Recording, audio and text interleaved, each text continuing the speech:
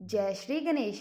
आज हम कार्तिक मास के शुक्ल पक्ष की एकादशी देव उठनी एकादशी की कथा का श्रवण करेंगे। इस एकादशी को प्रबोधनी एकादशी के नाम से भी जाना जाता है। एक राजा के राज्य में सभी लोग एकादशी का व्रत रखते थे।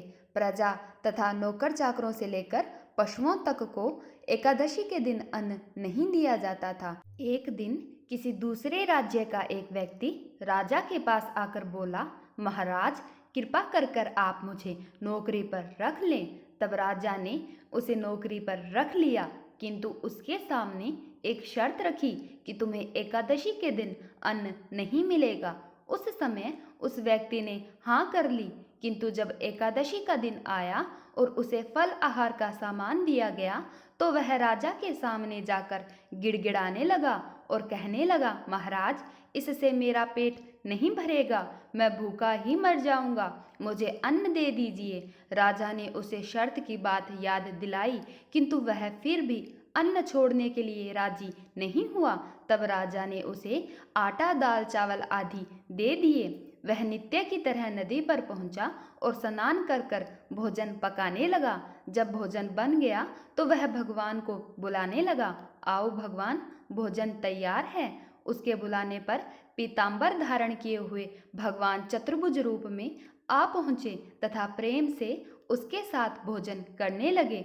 भोजन आदि कर कर भगवान अंतर्ध्यान हो गए तथा वह अपने काम पर चला गया। कुछ दिनों पश्चात जब अगली एकादशी आई तो वह राजा के सामने जाकर कहने लगा, महाराज इस बार आप मुझे दुगना सामान दीजिएगा। उस दिन तो मैं भूखा ही रह गया।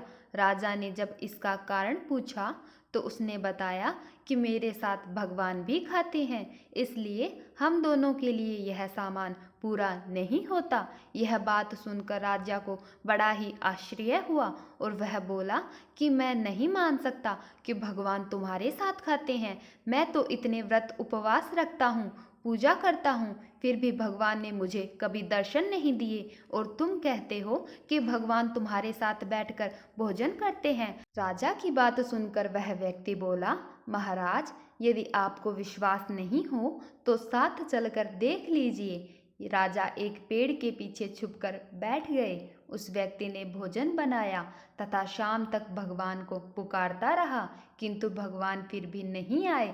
अंत में उसने कहा, हे भगवान यदि आप नहीं आए तो मैं नदी में कूदकर अपने प्राण त्याग दूंगा। लेकिन भगवान नहीं आए। तब वह प्राण त्यागने के उद्देश्य से नदी की तरफ बढ़ा।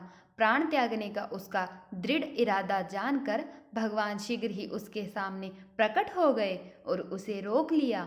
फिर उसके साथ बैठकर भोजन करने लगे। भोजन करने के पश्चात भगवान उसे अपने साथ विमान पर बैठाकर अपने धाम को ले गए। यह देखकर राजा ने सोचा कि व्रत उपवास से तब तक कोई फायदा नहीं होता जब तक व्यक्ति का मन शुद्ध नहीं हो।